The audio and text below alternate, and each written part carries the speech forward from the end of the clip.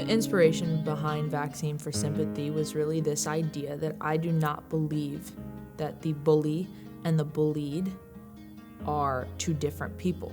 I often think they're the same person, and here's what I mean by that. I didn't become cruel until I was absolutely tormented, until I was just ripped apart from the inside out. And then I became really mean because it became a defense mechanism for me.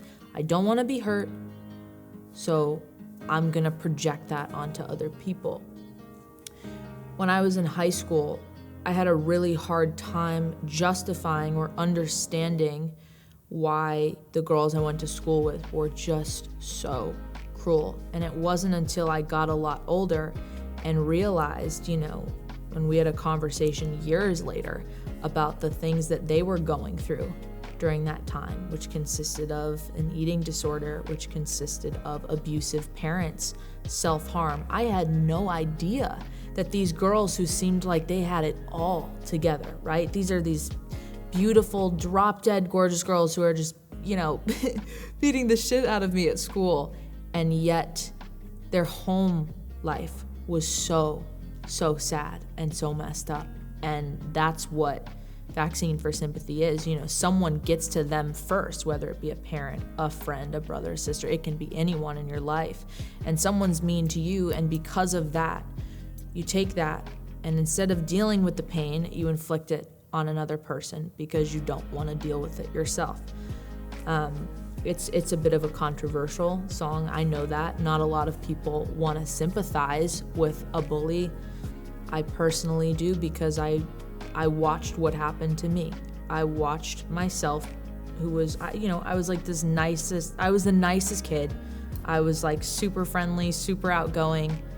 And then people they got to me and they made me feel so bad about myself that I lost all of that light. And I just became that person who was absolutely miserable to be around. I became that person who was not nice. And the ironic thing is, when you're being cruel to someone else, you're often saying to them what you wish you had the courage to say to yourself. And I learned that as well, is that all these insults and all these names and derogatory terms and things that were being said to me were really just a reflection of how those people felt about themselves. So the actual Vaccine for Sympathy title, what it really means, when you get a vaccine to something, you build antibodies for this virus or this disease or whatever it is that you're getting a vaccine for. And so cruelty is the same thing. When someone's mean to you, they're giving you that vaccine. They're telling you, stop feeling sympathy, stop feeling empathy, stop feeling for people. Just turn it off. That's what they're giving you. And I just loved the whole metaphorical idea that, someone could give you these feelings and then you really have to fight really hard to get out of them and to learn how to love again and to learn how to be okay with yourself and to stop that behavior. In the chorus, I ask a question, did they get to you?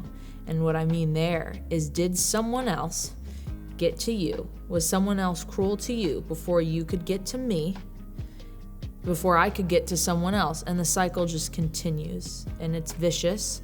And the only way it can really be broken is by stepping away, by acknowledging what happened to you, by acknowledging that we as human beings are not designed to be cruel. We're not.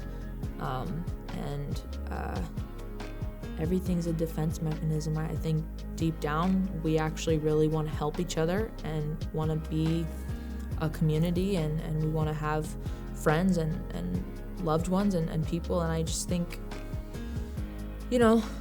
at some point we've got to let go of all of the anger that we have towards one another, because the reality is, and I talk about it in the book, everyone was just once this little kid that I speak about in Sandman who has dreams and aspirations, and they weren't born mean. They didn't just come out that way. They were made that way. And so it's a journey to get back to that happy place, but I think it's a journey that's worth it.